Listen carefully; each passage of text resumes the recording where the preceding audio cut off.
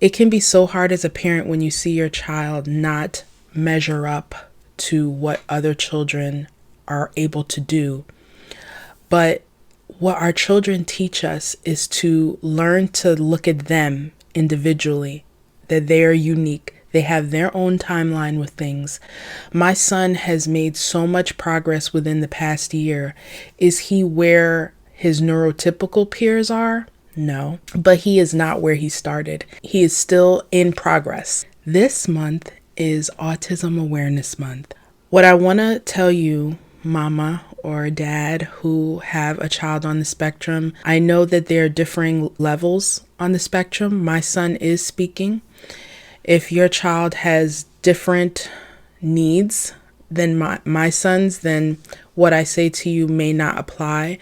But my son has taught me the importance of having faith in them. This pandemic, obviously, and this situation that we've been in for over a year was not easy. But what it did do was give me an opportunity to see how well he did with one-on-one help from me. And I'm so thankful for all the therapists that he was able to go to and the teachers who were so supportive, help even educate me to be able to be the best that I could be, for him. So because of what happened with the pandemic and him being home, I decided to homeschool him. So this is going to be a new journey. We started since September of 2020, and so far it's going well. What that experience also has taught me is learning to let go of the norm. If my son has taught me anything, he is reminding me to follow our own blueprint. That our blueprint can look different than other parents, than other children, than the school.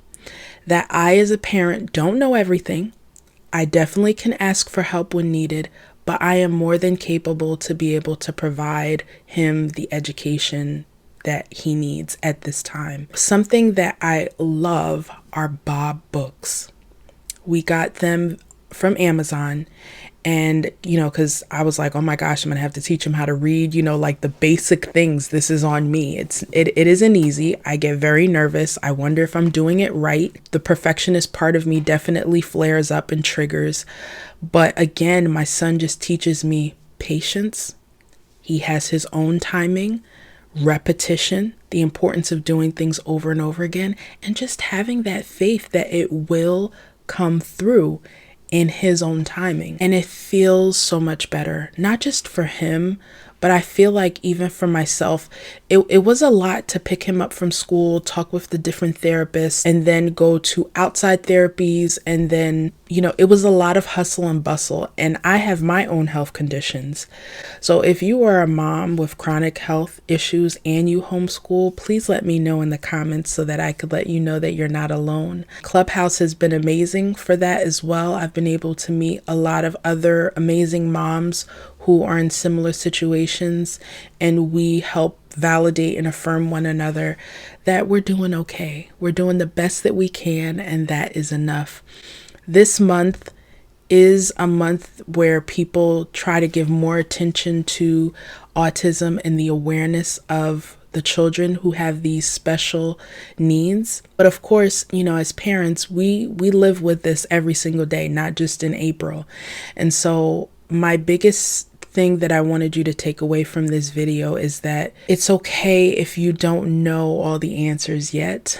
It's okay if how you thought it was going to be turns out being different. It's okay for you to change your mind. You have permission. I am doing homeschooling at this time because it feels the best fit for us, but I am open to what may change down the road.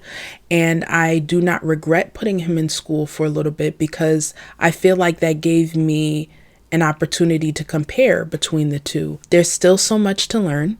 So it's important to be open to learning and like I said, asking for help, but you're not alone. There are many different resources to be able to help. And another thing I want you to try not to do as a parent, a special needs parent, is not compare your struggle to another person's struggle, because very easily you can either minimize what it is that you go through, or, just feel discouraged that you're not where someone else is because their child is different.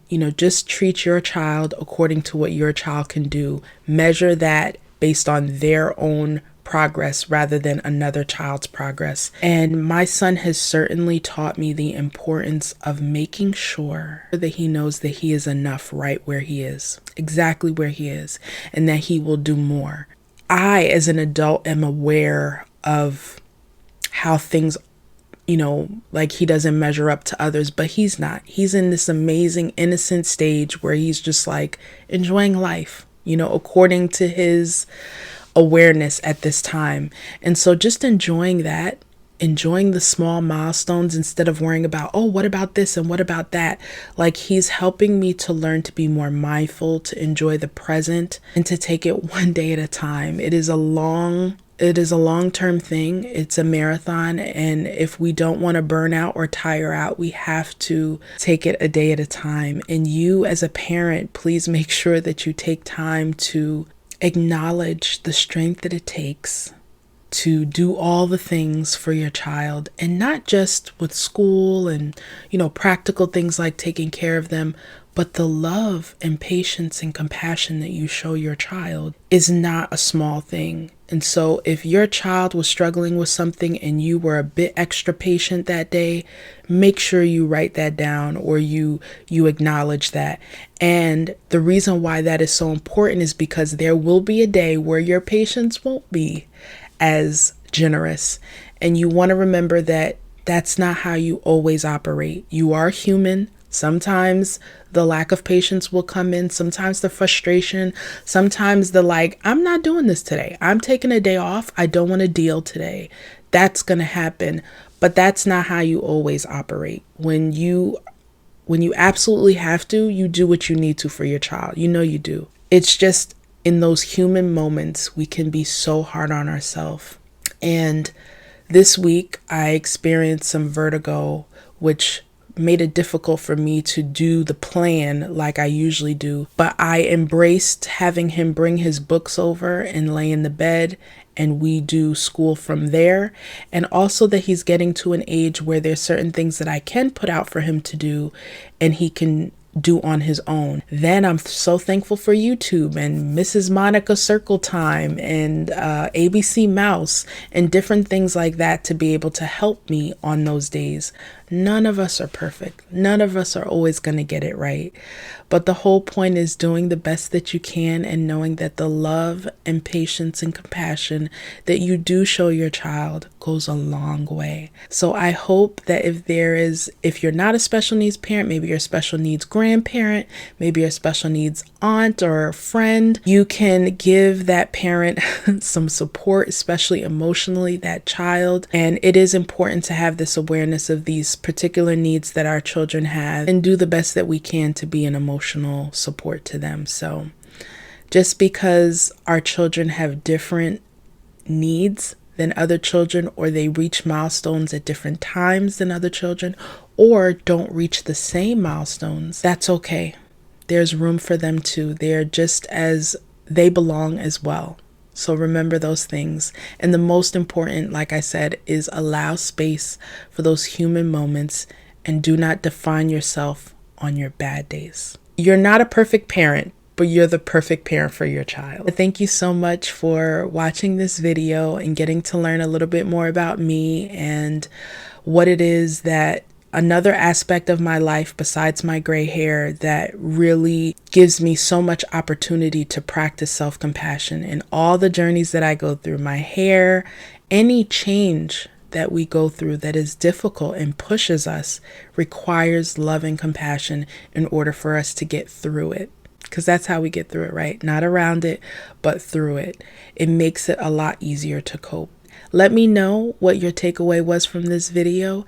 Like I said, if you are a special needs parent or grandparent or aunt or uncle or sibling, in the comments, and I look forward to seeing you guys on the next video.